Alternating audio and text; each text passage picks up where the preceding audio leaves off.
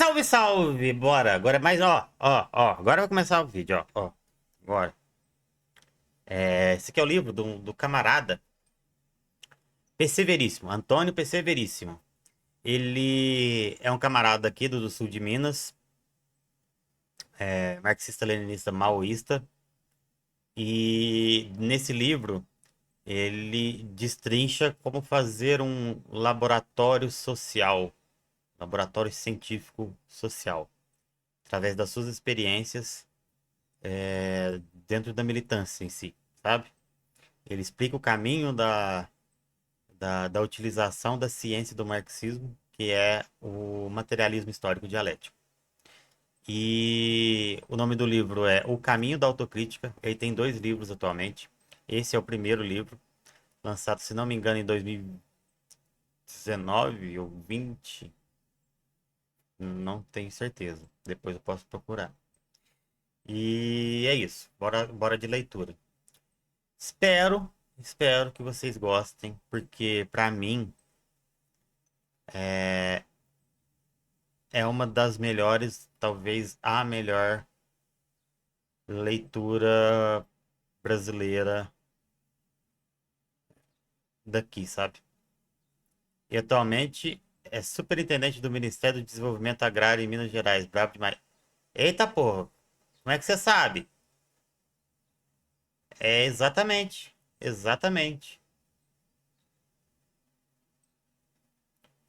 Uai, eu conheço você, comunismo de Sapari. Eu faço a lição de casa, pô. Sim, o cara, ele é o representante do Ministério do Desenvolvimento Agrário aqui em Minas. Que o trabalho feito aqui nesse livro, posteriormente ampliado através da Rosa do Povo, que é um trabalho posterior a esse livro, agora está sendo continuado por ele através do Ministério do Desenvolvimento Agrário aqui de Minas. Então, beleza. Vamos ver. Apresentação.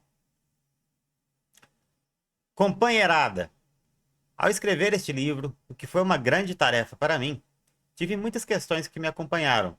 Questões estas que me ajudaram e outras que atrapalharam bastante. Dar questões que me ajudaram ressalta os meus e as minhas companheiras de luta que subsidiaram com seu ímpeto e seu esforço revolucionário muitos dos elementos que encontraremos no decorrer deste livro. Ressalto também o Partido dos Trabalhadores, meu partido querido. Este, o Partido do Povo, o partido das massas que obtém em sua militância uma gigantesca diversidade.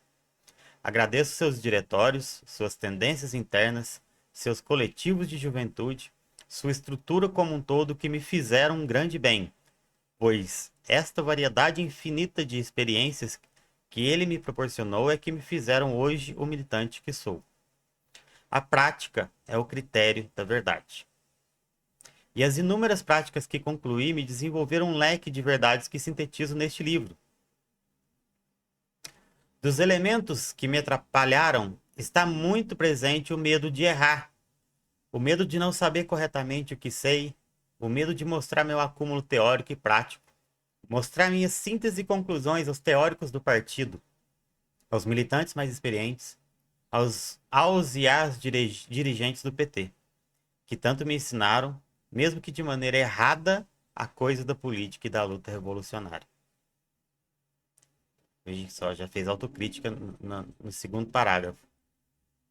Este livro significa para mim a superação de meus medos e a superação de minha militância de enquanto um militante tarefista de base. E aqui, esse aqui, ele... Militante tarefista de base. Isso aqui denota muita a leitura de um texto do Mao chamado ah, As 20 Faces as 20 eu não sei o que, os 20 burocracias, uma coisa assim. Depois acho que eu vou colocar esse texto, porque esse texto é bom pra caramba, tá? A gente lê também. Este livro significa para mim a síntese de minha juventude que acaba agora neste ano de 2018 e me provoca a buscar outras áreas de atuação. Falo em síntese da minha juventude por compreender que tudo que segue escrito aqui nada mais é do que o acúmulo do que li, estudei e pratiquei. Minhas experiências nos movimentos sociais, no movimento estudantil, na luta partidária, na institucionalidade do governo de Minas Gerais e na prefeitura de Alfenas, Minas Gerais, da minha falida pré-candidatura a deputado estadual e tantas outras experiências em reuniões, em atos, em eleições, em assembleias, em ocupações, em palestras e em milhares e milhares de espaços de luta. A síntese de minha juventude, que se materializa neste livro, é para mim uma prova de quanto estamos desperdiçando nossa militância, visto que todas e todos os militantes do partido possuem o mesmo acúmulo ou até mais. E quanto seríamos mais organizados e quanto estaríamos mais próximos de nossa revolução se incentivássemos a nossa companheirada a produzir a síntese de suas vidas de luta. Consegui me libertar através de uma pessoa que me demonstrou passo a passo de como qualquer membro da classe trabalhadora pode lutar, dirigir, produzir e teorizar sobre a luta de classe. O comandante Mao Tse-tung, com sua infinita sabedoria revolucionária e sua extensa obra, me libertou destes medos burocratas e, de certa forma, me obrigou a produzir. Grandes camaradas como Marx, Engels, Lenin, Stalin e Fidel me são referência para a luta revolucionária. Mas foi nos escritos de Mao que percebi que a tarefa de produzir, formular e organizar o povo era minha, assim como é de todos e todas. Espero que este livro sirva de base para que muitas e muitos camaradas evoluam na luta revolucionária. Espero que sirva também para aprofundar as mudanças necessárias dentro do PT. Espero que ele chegue à maioria do povo brasileiro e que consiga provar que todos e todas são cientistas revolucionários. Este livro é o resultado, até então, do laboratório de minha luta, do meu laboratório de tantas e tantos companheiros inestimáveis. Todos somos cientistas. Logo, o laboratório revolucionário é todo o povo. Que este livro se torne prática, que lhe seja inspiradora a síntese da minha juventude. E agora sim, vamos para a leitura do livro. Forte, né? Foda. Salve CB! Vamos lá, ó. Capítulo 1. O Laboratório Científico. Gente, se vocês quiserem fazer apontamento, é um livro de um camarada aqui do sul de Minas. Se vocês quiserem fazer apontamentos no decorrer da leitura, eu já li esse livro umas 2 vezes. Podem falar aí. A gente pode ou parar, ou então, assim, ou parar para comentar, ou então, enfim, sei lá. A gente pode conversar a respeito. Capítulo 1. O laboratório científico. O marxismo é uma ciência, logo, é uma teoria complexa para análise da realidade. Mais que isso, segundo Mao Tse-tung, o marxismo é para nós um guia para a nossa ação. Podemos afirmar então que o marxismo é a ciência que nos mostra uma perspectiva real e concreta da forma de vermos o mundo. Assim, a- através dessa visão e com esta visão, podemos então usá-la para a nossa prática militante com o único intuito de realizarmos e concretizarmos a revolução. Partindo deste ponto, temos todos, não, todos nós que nos referenciamos no marxismo, temos que aprofundar nosso estudo e nossa prática a fim de nos tornarmos marxistas plenos. Seguindo deste pressuposto, nosso estudo nos levará à melhor forma de ver e analisar o mundo, nos dando melhores condições de então termos a melhor prática.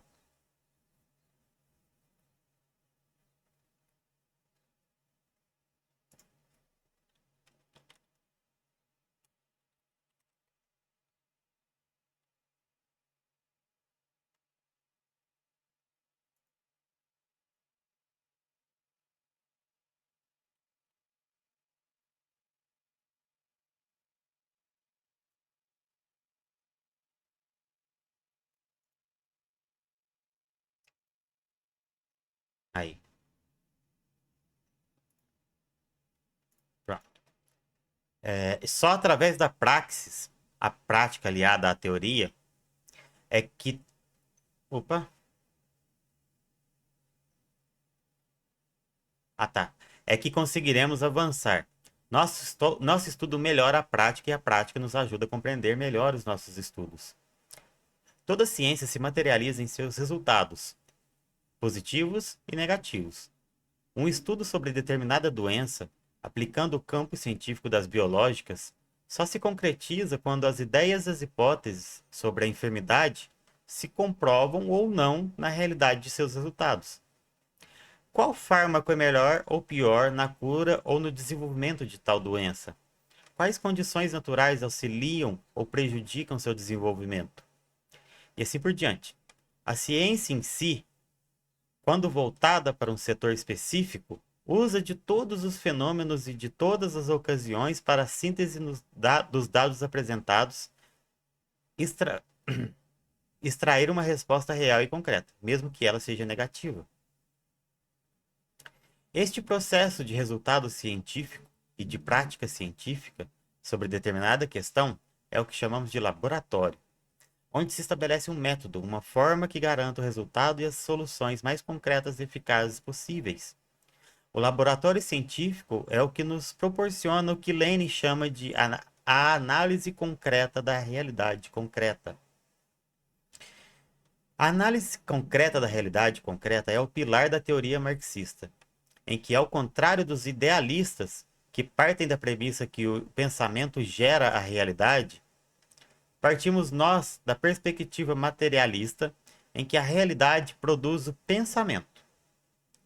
Assim, somente a ciência marxista pode nos conectar com o mundo real sem ilusões e sem abstrações desconexas da realidade, nos proporcionando a melhor forma de estabelecer saídas concretas e eficazes às nossas mazelas sociais e intensificar nosso avanço, quanto classe trabalhadora na luta de classe. O marxismo se utiliza do método de análise do materialismo histórico dialético, onde é materialista por partir da realidade para o pensamento, tomando como relevante somente o que é material e o que influir diretamente na materialidade. Ou seja, né? O que não for palpável é ignorado. Por exemplo, questões místicas, né? Não tem. Questões místicas não é materialista. O que pode vir do materialismo de questões místicas é o papel dele de uma religião ou de um misticismo em si na sociedade. Disso dá para ser, mas o misticismo em si não é materialista. É histórico por compreender que a realidade é completamente influenciada pelos desdobramentos históricos dos fenômenos, das contradições e das relações.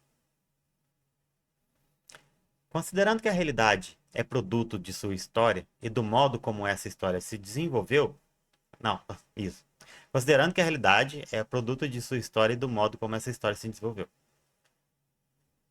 E é dialético, pois traz consigo nenhuma retidão em sua análise, em sua forma de encarar o mundo e em suas contradições. A dialética é a ciência do desenvolvimento. Ela é o estudo sobre os fenômenos que, imbuídos de diversas contradições, tomam para si inúmeras características e, consequentemente, inúmeros resultados e impactos na realidade. Assim, o materialismo histórico, para os marxistas, é dialético, pois não há como se travar a luta na sociedade sem se levar em consideração a natureza de seus fenômenos, de suas contradições e as suas infinitas variações. Não podemos ver o mundo com linearidade, separando o que é bom ou o que é ruim de maneira maniqueísta, combatendo as contradições e os fenômenos de maneira dogmática, sendo que a complexidade e a variabilidade da natureza dos fenômenos e das relações das coisas se modificam constantemente. O nosso materialismo histórico é dialético para que sejamos surpreendidos com a mudança e para que saibamos lidar dialeticamente com o mundo, pois propomos a mudança e nada se modifica a nosso favor se não estudarmos e administrarmos de maneira correta os fenômenos e as contradições, com as infinitas facetas e formas. A dialética deve ser o ponto fundamental de nosso método, de nossa estratégia, de nossas táticas. Ambas desenvolvidas sob a análise concreta da realidade concreta. Com o método científico do materialismo histórico dialético, temos uma ferramenta crucial para o desenvolvimento de nosso laboratório. Dentro da praxis marxista, ou seja, dentro de nosso estudo e de nossa prática da ciência do marxismo, se faz necessário o constante desenvolvimento para que tenhamos grandes perspectivas de vitória da nossa revolução. Não só no campo das ideias, mas principalmente no campo da prática, da produção da realidade marxista, da construção extraordinária de uma revolução. Quando falamos em laboratórios, nos remetemos a lugares fechados, limpos, cheios de aparatos complexos e senhores de jaleco. Estes são alguns tipos de laboratórios. Quando nós falamos de laboratórios, estamos evocando seu significado mais amplo, em que ele pode estar em qualquer lugar e das mais diferentes formas, como local ou território de testes, onde que dos resultados desses testes retiramos uma síntese que nos dará respostas mais concretas e realistas, para que então possamos produzir respostas e práticas melhores para o nosso objetivo. Um laboratório pode ser estabelecido em qualquer local e por qualquer pessoa. Uma cozinheira, por exemplo, para se fazer um simples feijão, passou por um complexo laboratório que deu a ela resultados que lhe garantiram o produto final de um bom preparo de feijão. Ela escolheu os melhores grãos, os lavou, pois a técnica manda assim. Feijões sujos podem conter impurezas, que prejudicarão o resultado, logo se lava. Colocou-os na panela de pressão, testou os tempos de cocção e, através destes testes, descobriu quantos minutos é necessário para cada tipo de feijão. Testou cada vez um tempero diferente, com bacon, sem bacon, com louro, sem louro, etc. E assim, depois de muitos testes e de um intenso laboratório, ela descobriu a forma que mais lhe agrada no preparo de seu feijão. Este laboratório culinário exigiu dela um método, um estudo e uma prática. Para se formar um novo método de se fazer feijão ou para apenas provar a eficácia do método de sua mãe ou de sua avó. Partindo para o marxismo, ela não teria tido sucesso se ela não contasse com a materialidade do feijão, dos temperos, da água, do fogo, da panela. Se ela tivesse apenas torcido, orado ou desejado que o feijão ficasse pronto, nada aconteceria. Logo, ela contou com a realidade materialista. Outro elemento importante é o histórico de tal situação. Historicamente, cozinheiras de todo o mundo cozinham feijão. A descoberta do grão, que é preciso cozinhá-lo para seu consumo, o advento tecnológico da invenção do fogão e da panela de pressão, as guerras e travessias históricas das especiarias e temperos e uma outra infinidade de acontecimentos históricos garantiram um acúmulo histórico à cozinheira de nosso exemplo e também garantiram os materiais e elementos que ela utiliza no preparo do feijão. Por isso, nunca podemos deixar de lado o uso da história em nossas análises, ações e laboratórios. E por último, e não menos importante, a dialética se fez completamente presente no preparo desse feijão. A safra do feijão interferiu diretamente na qualidade do grão. As condições climáticas e de transporte, o preço do feijão e das especiarias e temperos, a situação econômica, política, social da cozinheira e de sua família, para quem ela cozinha o feijão e para quantas pessoas, o tempo que lhe foi dado para a conclusão dessa tarefa, o humor da cozinheira no dia do preparo, quais os acompanhamentos e outros inúmeros fatores, fenômenos e contradições interviram naquele preparo. Isto é a dialética. Nunca se é um simples feijão. e muito menos uma simples cozinheira. Cita este exemplo para expressar a grandiosidade do método de análise do materialismo histórico dialético. O marxismo, ao se colocar como usuário de tal método de ver o mundo, se transforma na ciência insuperável, na ciência mais concreta e capaz de nos mostrar a realidade por fim de alterá-la. Assim como a cozinheira e o preparo do feijão, os marxistas necessitam de criar seus laboratórios para atingirem o melhoramento de seus métodos e de suas análises para produzirem melhores táticas e estratégias, a fim de avançarem na luta revolucionária. Ao decorrer deste livro, temos demonstrado o caminho laboratorial e que faz de nós verdadeiros revolucionários. Capítulo 2. A prática é o critério da verdade. E aí, tá claro a ideia do materialismo histórico dialético para vocês? Para mim, esse exemplo ficou muito, muito bom. Claro como água. Show. Então vamos lá, ó. A prática é o critério da verdade. Capítulo 2. Karl Marx nos diz que a prática é o critério da verdade. Logo, não existe ideia real. Não existe pensamento real sem a materialidade prática. Resgatando o conceito materialista de que a realidade gera o pensamento, adotamos a afirmativa inicial como totalmente materialista, pois a prática executada, independente de sua linha de pensamento ou de seu resultado, produz uma verdade comprovada. Mesmo que a prática não seja sua, se ela aconteceu, seu resultado se torna verdade e sua verdade conceitua um pensamento. Na luta revolucionária, não encontramos desacordo com tal raciocínio. A luta dos grupos organizados na sociedade produzem práticas que podem ter resultados negativos ou positivos. Tais resultados produzem verdades, verdades como se a sua ou outra organização possui um método organizativo e ou a prática certa ou errada. Um militante que aplica o método de sua organização em uma situação qualquer deve saber distinguir se seu método é bom ou ruim, se convenceu as massas, se aglutinou o público em torno da ação, se o inimigo foi vencido de forma rápida ou lenta, se perdeu, por que perdeu. A avaliação da prática é muito importante, pois, como dissemos, toda prática desenvolve um conceito de verdade e com a avaliação correta, saberá tal militante se é necessário repensar a prática para apresentar uma outra verdade ou aprofundar a prática para fortalecer esta verdade estabelecida.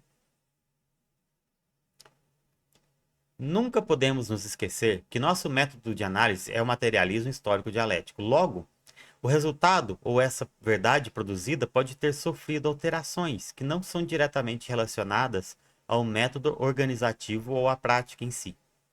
Uma simples chuva é um intervencionista no que se refere ao resultado. A incapacidade ou a leitura errada deste próprio militante, assim como a própria história do território onde foi aplicada tal prática, pode ter elementos que auxiliem ou que prejudiquem esta experiência. Por isso é que temos que estar em constante laboratório. Uma ação somente não poderá dar elementos para o julgamento de toda uma prática ou de todo um método organizativo. Aqui é uma das coisas que eu martelo bastante. Olhar, o nosso olhar deve abranger toda a materialidade, não só um pedaço dela. O que a ação exclusiva produz é a verdade sobre aquela prática específica, naquele determinado momento, naquele determinado local e por aquelas determinadas pessoas. Somente podemos analisar a verdade de sucesso ou de fracasso de uma prática ou de um método organizativo através da síntese fundamental. Acho mal foda por isso. Você consegue aplicar em tudo na vida. Sim. Organizativo através da síntese fundamental, resultante do acúmulo de inúmeras práticas, de infinitos testes laboratoriais, nas mais diversas situações, condições e localidades. A análise do método organizativo é uma vagarosa e cautelosa prática que o militante e a organização revolucionária deve ter para que não se percam. Beleza, beleza. Valeu. Boa ida.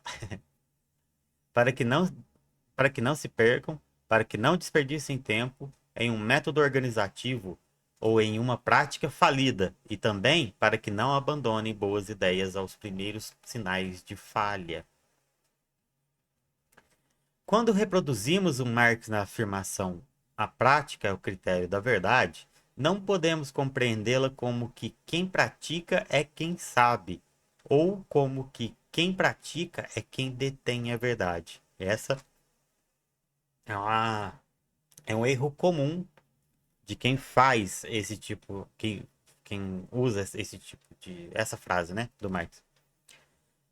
É importante lembrar que no marxismo nunca estamos falando de uma pessoa, mas sim de uma ciência que nos dá subsídios para analisar o mundo e ao mesmo tempo nos serve como um guia para a ação e para a transformação de nossa sociedade. Por isso, tal afirmação nunca servirá para definir que uma pessoa, um líder ou uma organização está certa ou errada. Esta afirmação de Marx nos serve para que compreendamos que somente com nossa prática podemos obter informações que qualificam nossa análise para definirmos o que fazer, como fazer e quando fazer. A prática é o vetor do laboratório revolucionário. Ela é quem dá força, sentido e direção para a revolução. Afirmo isso compreendendo que não há prática sem teoria, sem a materialidade da mesma, sem a carga histórica que ela carrega e sem muito menos os elementos, os fenômenos e as contradições acopladas e acoplados em tudo e em todos, garantido pela dialética. Se não há prática, não há verdade. Se não há verdade, estamos sendo embalados no sonho louco dos idealistas. Salve, Titi Game Boy! A prática é o que dá vida à matéria. Logo, somente com a constante prática que conquistamos a verdade positiva aos nossos objetivos. A verdade é uma questão subjetiva para muitos. Porém, somente a recorrente prática dos e das revolucionárias é que nos elevará a uma verdade materialista, não subjetiva, comprovada pelo método científico para um uso revolucionário, ou seja, para o povo. Capítulo 3. O estudo fundamental para a prática fundamental. Como já dissemos, o marxismo é uma ciência que se utiliza do método materialista histórico dialético para analisar o mundo e, assim, desta análise, desenvolver uma prática para alterá-lo conforme nossas necessidades de classe. Para que isso aconteça, se faz necessário o estudo constante para subsidiar nossa prática. Por mais que toda prática tenha em si um estudo, que pode ser formal ou não, a prática revolucionária se diferencia, pois os revolucionários têm um objetivo bem definido, que é a revolução. Tal objetivo nos exige uma prática norteada, bem estruturada teoricamente. As massas trabalhadoras obtêm em si uma prática geralmente empírica, que parte da experiência, da vivência de cada indivíduo. Esta escola Esta escola natural das experiências vividas nos é muito importante, pois traz consigo elementos históricos do desenvolvimento da sociedade. Porém, muitas das vezes, estas vêm carregadas de desvios revolucionários e de ideias tóxicas implantadas pelos anos da dominação burguesa sobre a classe trabalhadora. Somente sobre a luz da teoria marxista é que conseguimos transformar essa importante prática dos e das trabalhadoras em uma prática libertadora, livre das impurezas, das contradições burguesas que estão presentes no seio do povo. Para isto, conhecer o marxismo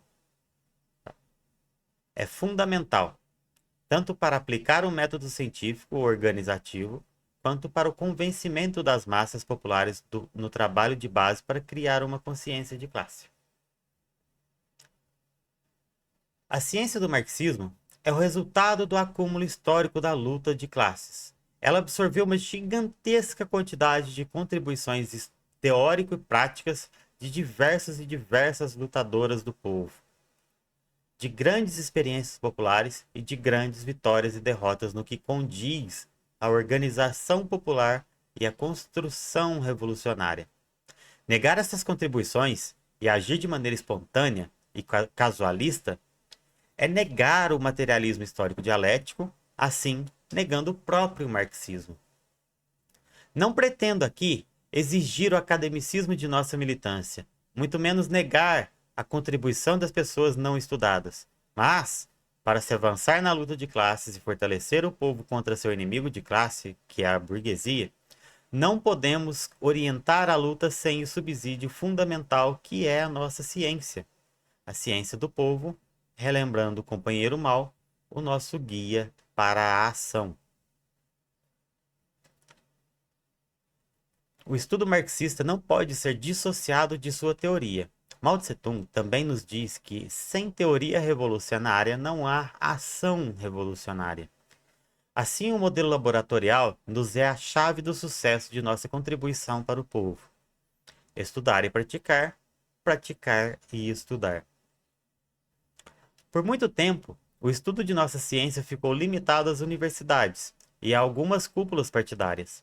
Este processo alienou nosso povo de uma tal forma que a base militante ficou sempre à espera de orientação. Essa expressão nos remete que, sem a luz da cúpula marxista, somos seres desorientados, seres desnorteados sem nenhum grau de emancipação. Esta realidade está no caminho reverso no que condiz à função do marxismo, pois, mesmo que com as melhores intenções, deixamos de servir a ideologia burguesa e passamos a servir a uma cúpula da esquerda. A centralidade no partido e a disciplina militante são totalmente importantes. Sem ela, nunca chegaremos perto de uma revolução. Mas a infinita espera da base por orientações da cúpula também nos afasta do horizonte e não nos permite acesso a diversos elementos fundamentais que são de grande importância para o verdadeiro poder popular, que é o poder praticado pelo povo. Estes elementos fundamentais citados acima são os elementos populares. As contradições, os fenômenos acontecem em todos os lugares. Porém, a grande maioria destes que nos interessam ocorre nas bases populares. Somente o contato direto com o cotidiano popular pode subsidiar a análise concreta, pois ela se origina da análise concreta. Infelizmente, as cúpulas intelectuais atuais estão muito distantes das realidades do povo trabalhador. Logo, não conseguem ter acesso à realidade para produzirem o pensamento. Assim, partem de uma realidade pequeno-burguesa, desenvolvendo então um pensamento pequeno-burguês, que das vezes não nos serve como material para orientar a luta popular com a eficácia necessária. Outro elemento importante é que, pelo profundo envolvimento desta cúpula com a teoria, com o estudo, estes companheiros ficam impossibilitados da prática. Já dissemos aqui que a prática é o critério da verdade. Então, sem uma prática de seu estudo, o que estes camaradas obtêm é uma série de ideias e conceitos abstratos que nunca serão verdade. Marx, Engels, Lenin, Stalin, Mao e tantos outros desenvolveram a ciência insuperável de nosso tempo, colocando em prática tudo o que foi estudado. Hoje, seus pensamentos e suas contribuições teóricas são verdadeiras por serem comprovadas por suas práticas e pelas práticas de milhões de lutadores e lutadoras do povo. Para resolver essa relação entre teóricos e militantes de base, devemos incitar o estudo como prática fundamental da militância, que tem como norte a emancipação de legítimos militantes oriundos das camadas populares. A experiência prática destes camaradas deve obter um salto qualitativo gigantesco que garanta a emancipação dos mesmos, oportunizando a tais trabalhadores e trabalhadoras o acesso à teoria e à ciência do marxismo. A formação política da classe trabalhadora se faz fundamental para que tenhamos um despontar de inúmeros líderes populares com a capacidade de formular sobre as bases científicas do marxismo. Assim, aliando à prática cotidiana, o conhecimento, para que nessa praxis produzam uma verdade libertadora para toda a classe. Uma verdade pautada na realidade concreta, subsidiada pela nossa ciência, obtendo assim uma análise concreta e, por conseguinte, uma orientação correta e acertada rumo à revolução. A formação política das massas requer um elemento que ainda nos falta nessa relação entre os intelectuais e a base militante. Elemento este crucial para o sucesso de nosso intento, que chamamos de didática. A didática é a forma ao qual é passado o conhecimento. O povo foi construído sob uma educação desestruturadora, que aliena e que prende a população sob a lógica dominante. Fazer com que os conhecimentos de nossa ciência sejam disseminados pelo povo não é só uma tarefa educacional, mas sim uma tarefa da luta de classes. Havemos de quebrar as algemas colocadas pela classe dominante, antes mesmo de esperar a compreensão da verdade marxista pelo povo. Por isso, a didática é importante. Pois só de maneira extremamente didática e compatível com a realidade do povo é que poderemos avançar no trabalho de emancipação popular, que chamamos de trabalho de base. A didática no marxismo não é um grande desafio, visto que tal ciência faz parte da realidade do povo e de suas relações na sociedade. O marxismo é por si só uma leitura popular. Sua literatura, que na grande maioria das vezes é complexa e difícil para a compreensão do povo. A tarefa dos intelectuais, das lideranças e das organizações populares é destrinchar essa teoria e torná-la mais palpável ao povo, se utilizando de elementos e da realidade deles, e de questões das vivências deles. Já vimos como podemos explicar o método materialista histórico dialético através do cozimento de um feijão. Assim, todos os outros conceitos e formulações do marxismo devem ser. Devemos descer o pedestal acadêmico elitista e nos apoiar na didática para as massas, para que então o nosso pensamento parta da realidade, para que a nossa ciência insuperável, através da luta consciente das massas, se torne uma verdade inquestionável. Capítulo 4. A análise concreta da realidade concreta. Agora que já vimos a importância do estudo, da prática e dos laboratórios, precisamos compreender a importância de sintetizá-los e produzirmos, através de nosso estudo e prática, um produto.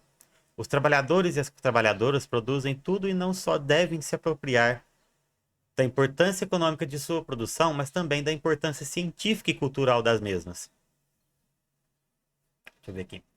Eu tenho uma dúvida sobre isso. Se tratando de pessoas iletradas, como é feita a etapa de educação? Não estou lembrando da palavra certa. Você fala analfabetas? Visto que os materiais considerados básicos para os comunistas são, por vezes, de difícil compreensão. Quanto maior, quanto maior é o, a distância de uma pessoa em relação ao conhecimento necessário, mais se faz necessário a intervenção de terceiros, sabe? Então, é uma boa, por exemplo, ter pessoas, lideranças em cada ponto, cada cidade, cada vila, para que aí sim essa pessoa consiga fazer a instrução. Uma da instrução ao, à alfabetização, outra para se incentivar as leituras marxistas, né?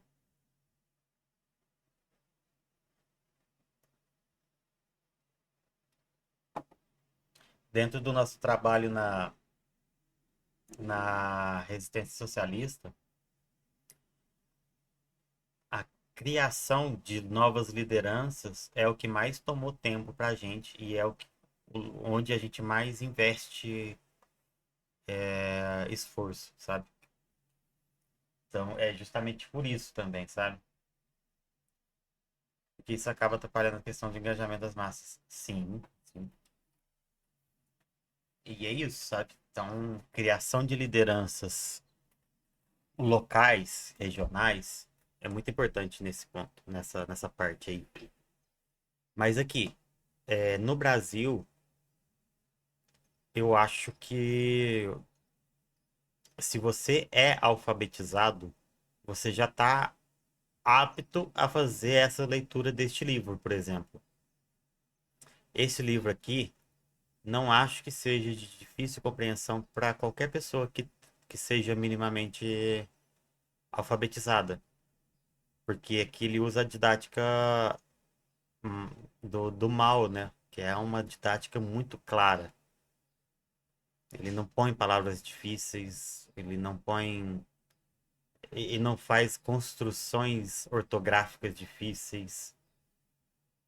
E ele faz questão de manter isso dessa forma, usando exemplos do cotidiano, enfim, para que fique realmente acessível, sabe? É acessível essa leitura aqui. Tipo, se uma pessoa lê um Paulo Coelho da vida, ela lê isso aqui tranquilinho.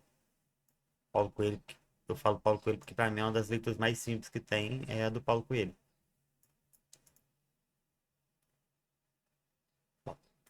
né?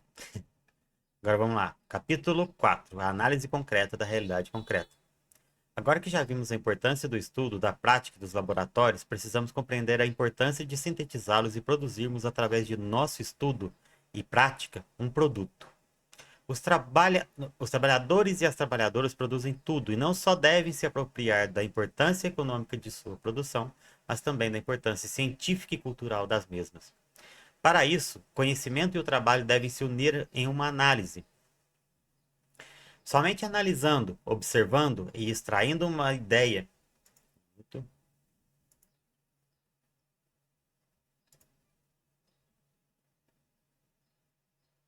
Somente analisando, observando e extraindo uma ideia sobre o espaço trabalhado é que conseguiremos emancipar a produção e construir ações que superem suas contradições. A análise sobre o espaço geográfico e as relações que ali se estabelecem é a única forma de transcender o e a trabalhadora alienada para um ser emancipado. A base sólida do materialismo histórico dialético consiste em partirmos da realidade concreta para um pensamento concreto. E para incluirmos a classe na sociedade do marxismo, devemos orientá-los a produzir análises concretas de cias, não, de concretas de suas realidades concretas. Por isso, a educação da classe deve ser um ponto estratégico e fundamental para que consigamos atingir tal objetivo. Somente através disto conseguiremos desconstruir as verdades do capitalismo e produzir novas verdades partindo da prática das massas.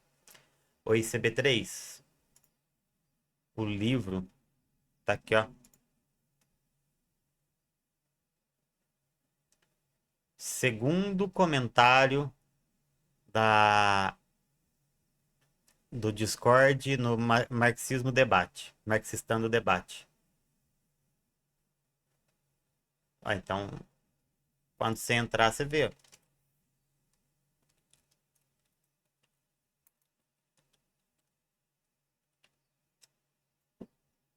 Quando você entrar no Discord, só você vir aqui e baixar. Tá aqui. Todo mundo pode pegar.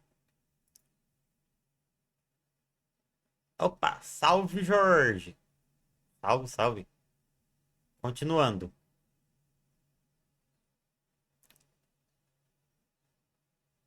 Continuando. Onde que eu parei? Tantantã. Por isso, a educação da classe deve ser um ponto estratégico e fundamental para que consigamos atingir tal objetivo. Somente através disto conseguiremos desconstruir as verdades, entre aspas, do capitalismo e produzir novas verdades partindo da prática das massas. A revolução socialista não é uma fórmula que obtém uma receita divina. O próprio marxismo não permite isso. Assim, as revoluções em cada realidade tomam caminhos e proporções diferentes. Kim Il-sung, grande líder revolucionário da Coreia do Norte, se pá, ele vai entrar naquilo que estava perguntando. Bem possível. Nos mostra em sua filosofia Juche que cabe ao povo de seu próprio país pensar a sua revolução. Pois se a análise concreta parte da realidade concreta, não nos faz sentido copiar modelos revolucionários de outros países, com suas realidades distintas. É o segundo comentário do Marxistando Debate. Marxistando Debate. Segundo comentário.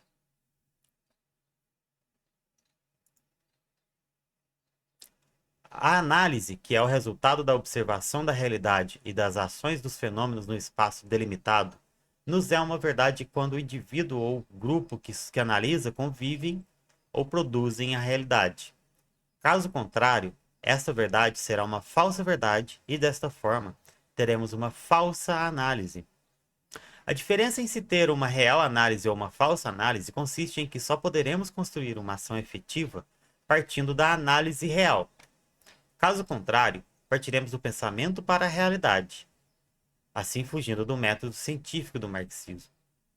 Para que nos dedicamos à revolução, se esta permanecerá... Para que nos dedicarmos... Nossa, soluço. Para que nos dedicamos à revolução, se essa permanecerá no campo imaginário... Para que... Aqui tem que ter faltando um circunflexo. Para que nos dedicarmos à revolução, se esta permanecerá no campo imaginário e sonhador? Não faz sentido algum. Neste caso, sonhar com reinados coloridos e com o próprio sonho de ascensão social do capitalismo se faz mais concreto. Perceba, note, veja. Aqui a crítica. Olha aqui, parece que já está respondendo o Jones aqui nesse trecho. Ó. Respondeu o Jones. Muitas das vezes, os e as revolucionárias não conseguem atingir as massas com seus discursos, não conseguem aglutinar o povo em suas ações e organizações, e se frustram por isso. Não percebem estes e estas que estão partindo do sonho e não da realidade. Não estão utilizando o método da ciência do marxismo. Continuando a dar resposta ao Jones aqui. Aqui, ó.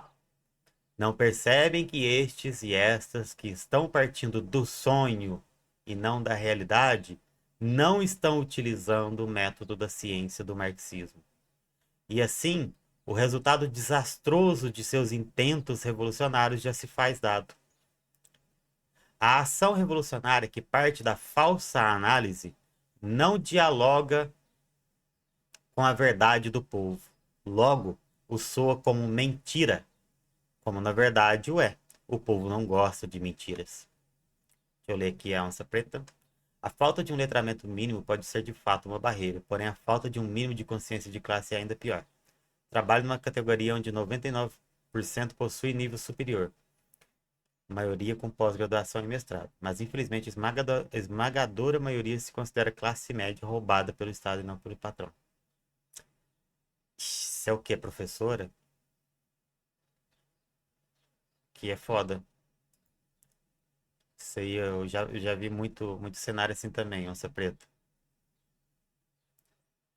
Continuando. Pois bem, o conceito de verdade que desenvolvemos neste livro se faz aqui presente e material. Negar a ciência do marxismo, seja por convicção ou falta de compreensão, é um erro, pois temos em mãos a única verdade, o único método completo para garantirmos a capacidade de extrair uma análise concreta.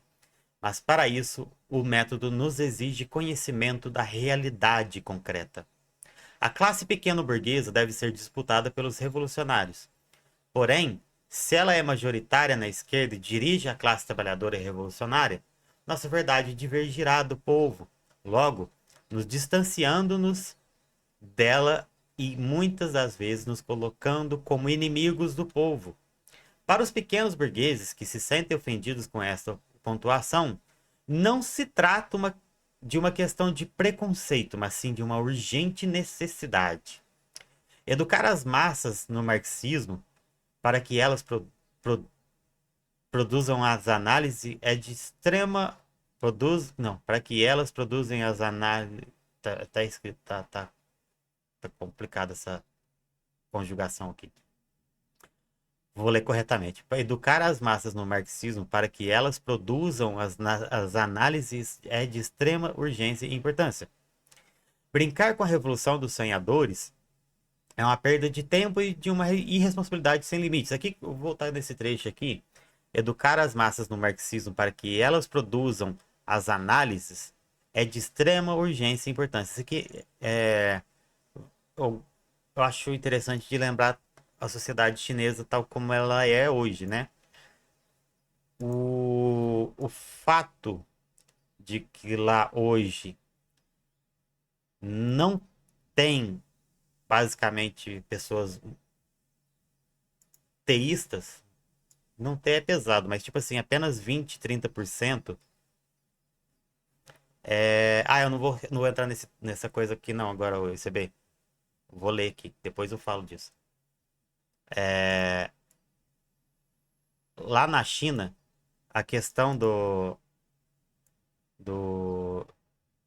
80% ser ateu é muito por conta de deles ensinarem o materialismo histórico dialético nas escolas, sabe?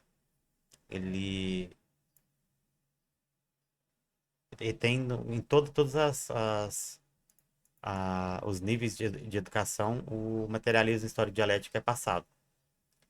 Continuando aqui. Brincar com a revolução dos sonhadores é uma perda de tempo e de irresponsabilidade sem limites. Hoje, as organizações de esquerda e seus falidos métodos de organizações e de ação desenvolveram uma ampla série de burocracias internas que não permitem o ascenso da análise da classe trabalhadora.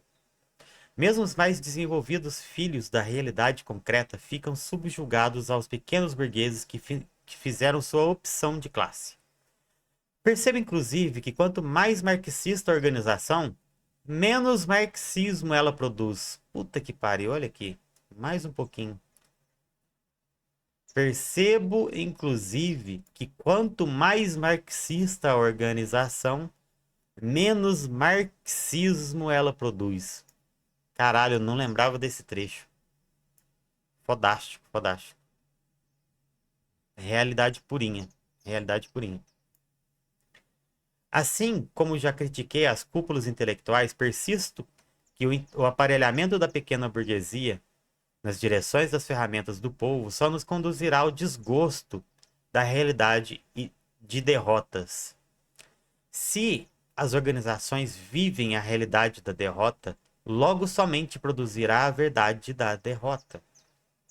Por fim, se a análise concreta é o acúmulo da observação e da prática da realidade, ela nos é muito cara, pois somente através dela produziremos um bom norte para o avanço revolucionário. O povo se guia por suas verdades, mesmo que elas sejam falsas e destrutivas. Conseguir aglutinar o povo em torno da verdadeira verdade, é a tarefa fundamental da revolução. A análise concreta é o que nos dará subsídios reais para a construção de um projeto verdadeiramente popular. É aquilo, né? A verdade, ela está do nosso lado. O que a gente tem que fazer é buscar, dentro da didática e de uma análise correta da realidade, fazer com que o povo entenda toda a verdade que está contra ele mesmo, né? Vou ver aqui.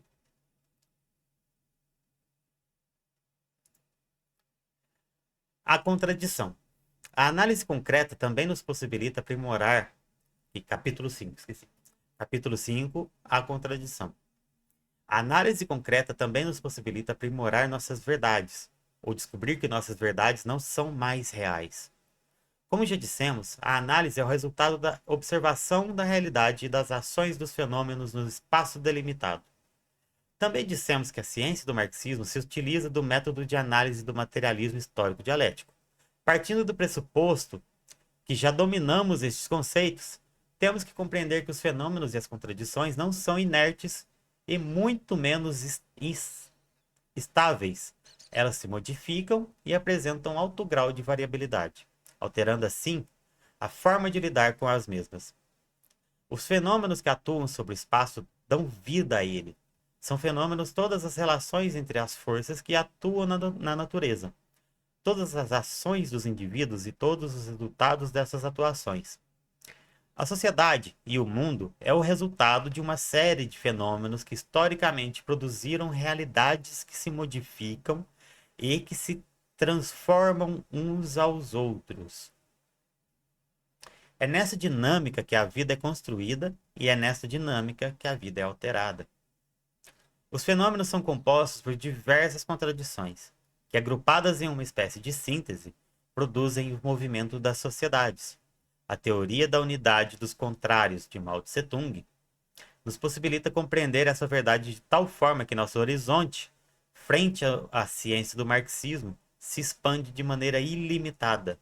Mao nos diz que as contradições são formadas por elementos da materialidade que são contrários entre si, e que a unidade desses elementos é que produz o movimento em seu mais profundo sentido dialético. A genialidade de tal análise é de uma grandeza inigualável. Mao transborda o conceito dialético das humanidades, o expandindo para a sua concepção física e material. A análise concreta da realidade concreta se torna mais palpável sob o domínio de tal teoria. As contradições agrupadas nos fenômenos lhe dão sentido, direção e intensidade. É a dinâmica das contradições que definem o caráter dos fenômenos e assim é que estrutura a realidade. A infinidade dos elementos da matéria, que unidos contrariamente nas contradições, formam um balé eterno de produção de novas contradições, de novos fenômenos e assim de novas realidades. Por isso, podemos concluir que as realidades se modificam, pois as contradições estão em constante mutação. Logo, os fenômenos se transformam e evoluem. Esta é a verdade sobre a história. A história é o registro das movimentações, da contrariedade dos elementos da matéria. Caralho, foda. Após essa explosão na consciência, podemos facilmente entender os problemas de nossas organizações, de nossa sociedade e de nossa revolução. Não estamos acompanhando o desenvolvimento do mundo, como propor uma evolução da sociedade que é o socialismo. Como propor uma evolução da sociedade que é o socialismo se nosso método de análise e análise não acompanha o desenvolvimento do território, da sociedade e do mundo?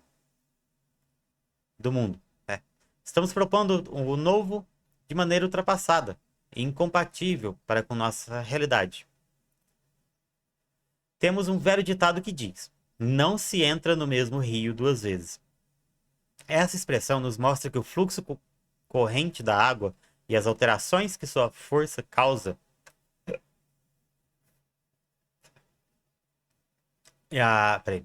Essa expressão nos mostra que o fluxo corrente da água e as alterações que sua força causa ao rio e à natureza impede qualquer pessoa de entrar duas vezes no mesmo rio. Pois a cada segundo, aquele rio se modifica com outras águas e com os novos formatos escavados em suas margens. Assim é a sociedade. A história pode até se repetir, mas se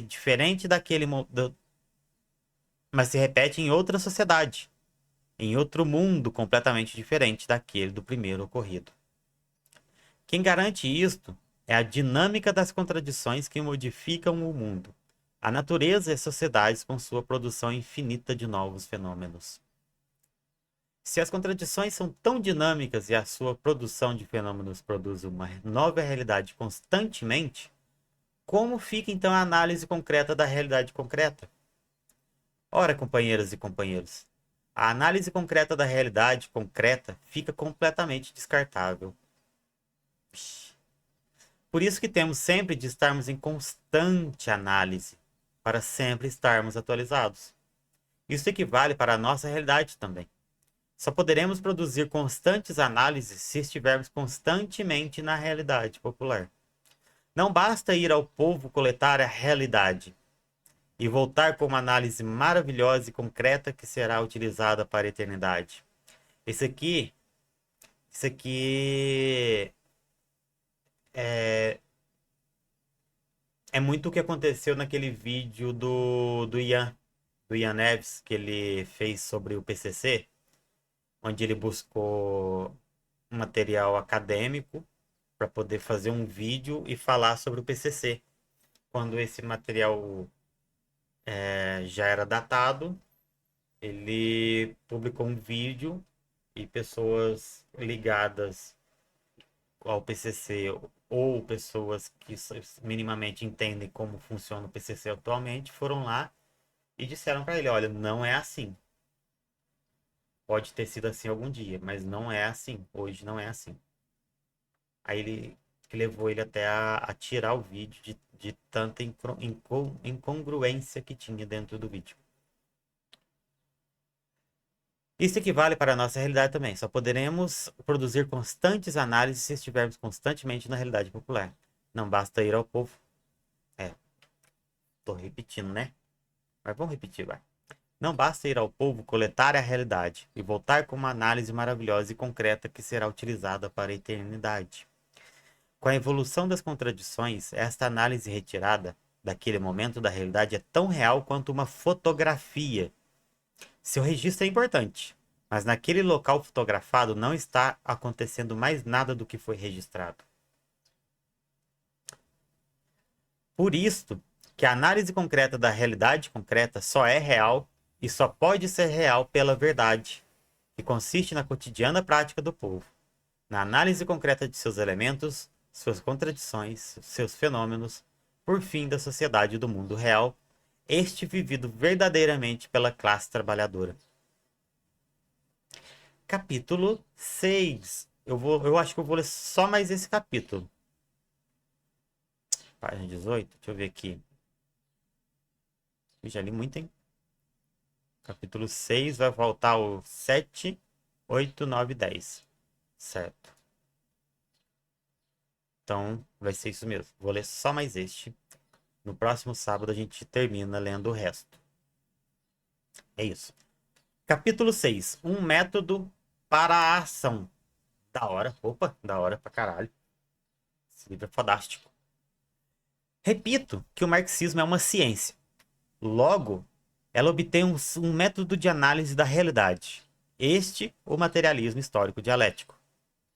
Tal método não é o único método que precisaremos. Toda ação parte da análise de nosso método científico. Porém, esta ação também deve ter um método que garanta seu sucesso prático. Vou beber mais água.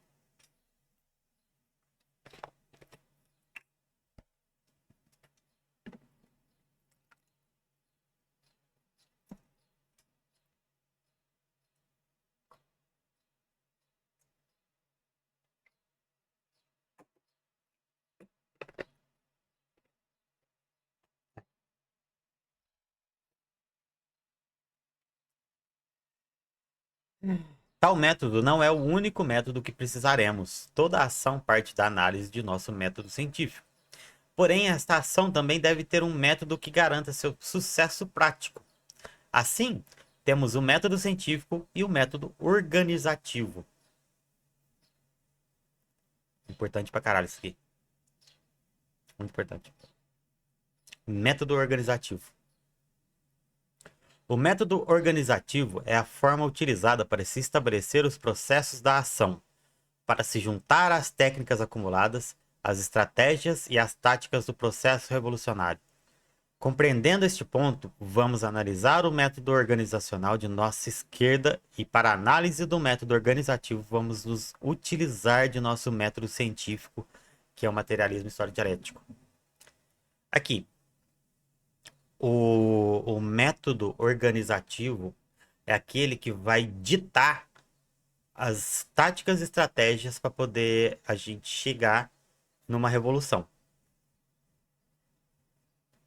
E eu lembro de quando eu vi nos vídeos do Jones Manuel, ele tem uma série de livros que ele fala como será a Revolução Brasileira.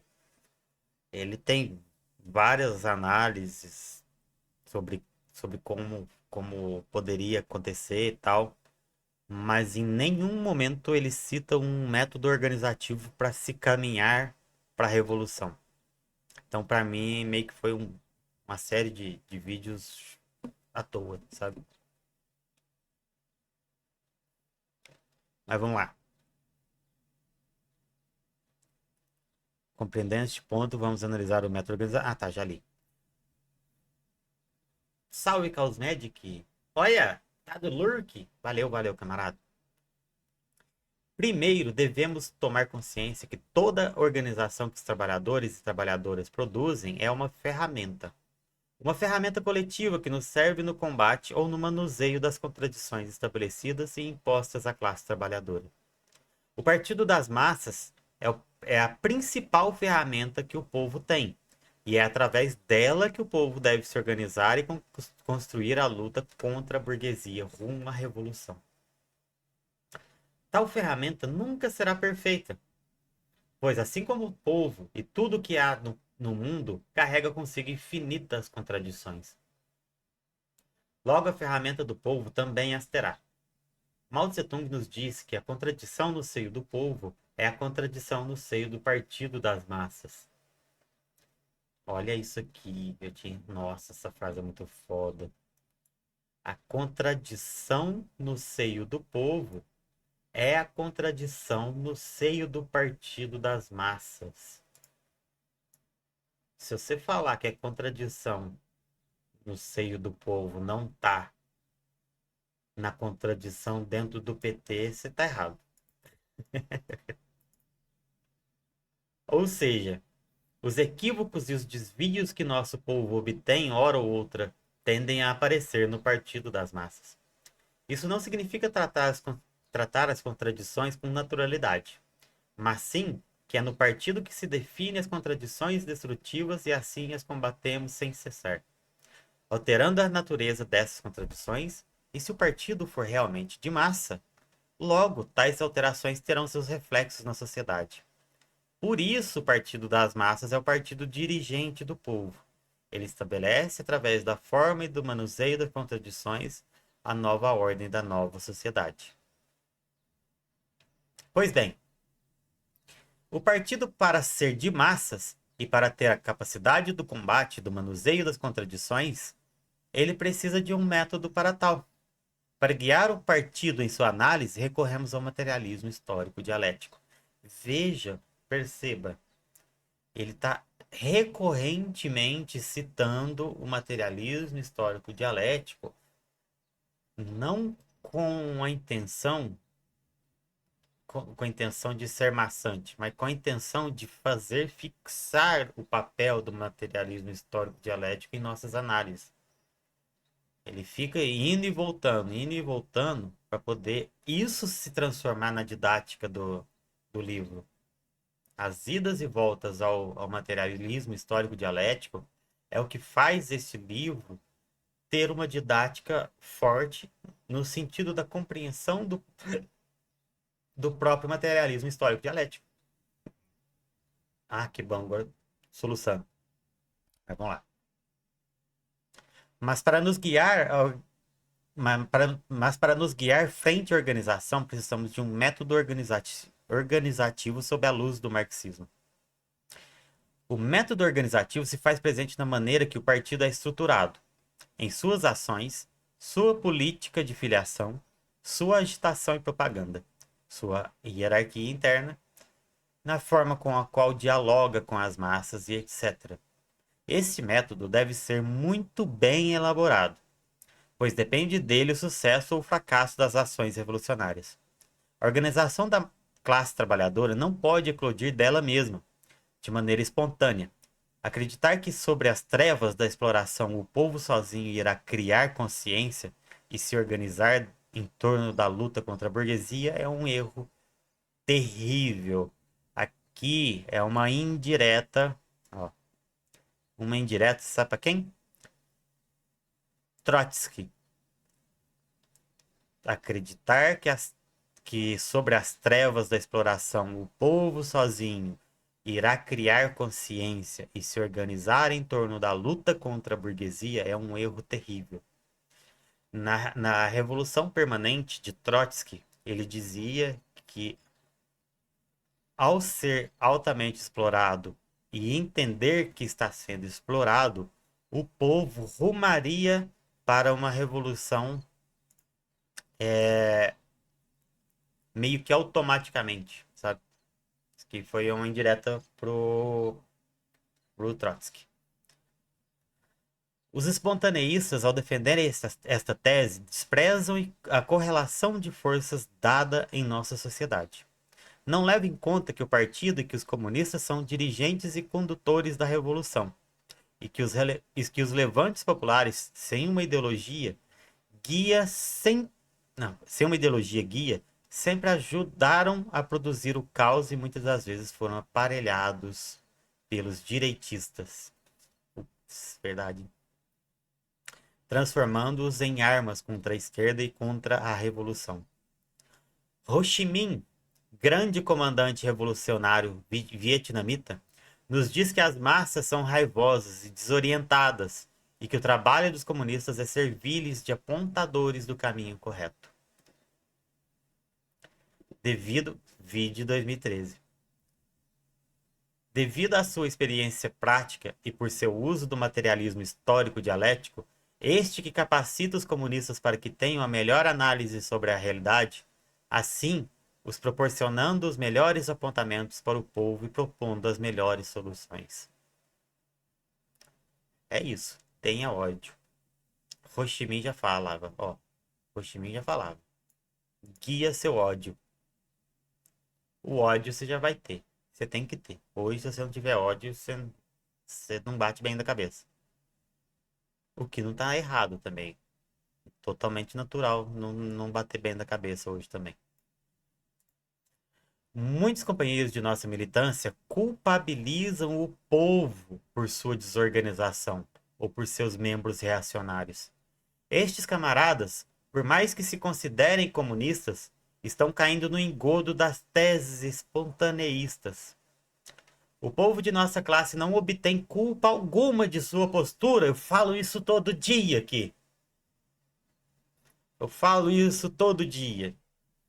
O povo de nossa classe não obtém culpa alguma de sua postura. Fora anos, décadas e séculos de ataque direitistas na sua educação, formação e na sua forma de entender o mundo. Esperar que o povo, mesmo em meio à forte exploração, rompa com seus grilhões é não compreender o marxismo ou pode também ser um sintoma grande de preguiça militante. Rê, rê. Você tá louco, velho. Que coisa mais linda de ler. Ó, orgulho. Você é louco. Continuando. Pois bem, devemos guiar o povo rumo à revolução, despertando sua identidade de classe e organizando. Ah, eu vou até fazer um comentário aqui.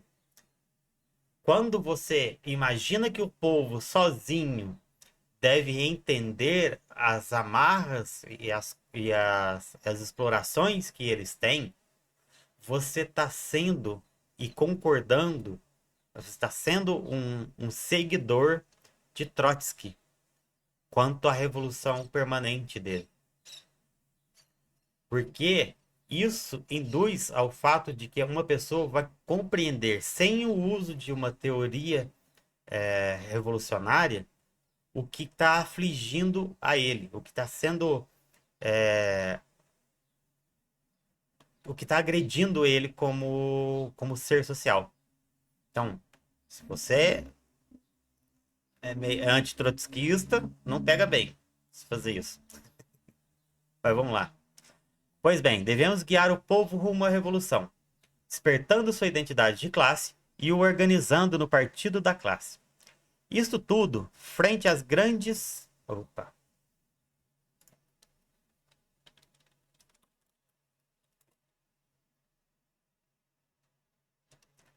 Tem uma galera aí que não tem ad, que não tem sub, então esperar o ad deles. Parará.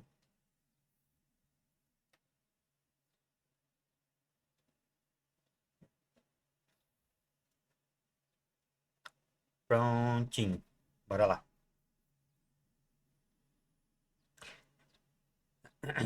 Isso tudo, frente às grandes responsabilidades, só será possível com o estabelecimento de um método concreto que transformará nossas intenções revolucionárias em realidade.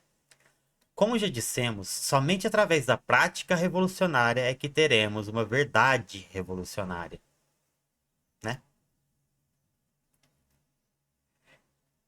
A boa prática e o bom estudo da ciência do marxismo nos conduzirá a um rico laboratório em que, através de seus resultados, pautados sobre a realidade concreta, atingiremos a melhor e mais elaborada síntese e solução para os problemas organizacionais que enfrentamos. Resgatamos também que que as contradições são dinâmicas e se modificam constantemente. Então, se são tais contradições que produzem os fenômenos que produzem a nossa realidade, logo, o método organizativo para seu combate e ou para seu manuseio deve se alterar. Se criamos uma organização, uma ferramenta popular para combatermos e ou para manusearmos as contradições daquela ou de outra época, é fato que, com o passar dos anos, a realidade se modifica. E dependendo do nível que se deu essa modificação, a ferramenta deve obrigatoriamente se modificar. Por exemplo, se na década anterior nosso problema era um prego, criamos em tal período uma ferramenta que nos sirva de martelo. Mas, se com o passar do tempo a dinâmica das contradições transformaram nosso prego em um parafuso, logo, nossa organização ferramenta deve ter a serventia de uma chave de fenda. Não podemos insistir na resolução de problemas de nosso tempo com ferramentas ultrapassadas. Não devemos vacilar com relação a isto. Aí, isso aqui, ó, já é uma indireta para aqueles que subestimam o papel das redes sociais quanto a, ao, ao papel de incitar revoluções. Hoje temos muitas ferramentas para usar. E essa é uma das maiores que mais alcançam pessoas. Você ignorar, você está ignorando e atrasando a revolução. Vamos lá. Para transformarmos nossa organização de uma ferramenta para outra, não precisamos sempre dissolver o que construímos e esquecer o passado. Deixa eu ver. Onça Preta. A extrema-direita vende e sempre vendeu um marxismo cultural hegemônico nas universidades e escolas públicas. Mas a realidade é totalmente o contrário. Se todo este comunismo de fato existisse na educação pública, a direita, principalmente a extrema-direita, nunca chegaria. Nunca mesmo. Nunca, nunca, nunca. Mas pelo contrário, né? Temos lá matérias criacionistas e coisas que. E professores descrentes do método marxista, né? Enfim, é um absurdo. Para transformarmos nossa organização de uma ferramenta para outra, não precisamos sempre dissolver o que construímos e esquecer o passado. Basta um pouco de atenção ao método organizativo que, na maioria das vezes, encontramos a resposta. Quando o modo de se organizar a luta e o povo, de convocar as massas, a didática, o modelo de hierarquização interna, a conversa com o povo e etc., chegarem a um teto e todas as ações e lutas do partido não atingirem os resultados esperados, se faz necessária a mudança de todo o seu método organizativo. Se a realidade onde a ferramenta atua se modificou, logo, o método organizativo desenvolvido para a resolução daquelas contradições está falido. Até porque grande parte das contradições vigentes não são mais as mesmas. Quando o Partido das Massas percebe essa situação, encontramos em nosso caminho uma tarefa prioritária: a construção de nossa autocrítica. Aqui é onde o fish chora e a mãe não vê, sabe? Aqui ele vai começar a falar da a famosa autocrítica. Enfim, é uma coisa que devemos fazer o tempo inteiro. Não precisa ser publicizado, tal como a direita quer, não. A gente tem que fazer, mas pode ser nas conversas pessoais mesmo, nas reuniões e tal. Saber ao certo se o método está falido ou não, não se faz da noite para o dia. Daí a importância da prática cotidiana, pois só através da constante prática se conseguirá os dados necessários para a instauração do nosso laboratório, que, sob a luz de nosso método materialista histórico dialético, é que conseguiremos construir a análise real de se o método organizativo ainda nos é eficaz ou não, além de nos subsidiar uma análise concreta da realidade concreta que nos possibilitará o início de nossa trilha rumo à autocrítica. E aqui acabamos o capítulo 6 e deixamos o capítulo 7 e o restante para o sábado que vem. Muito foda, muito foda. Até sábado que vem.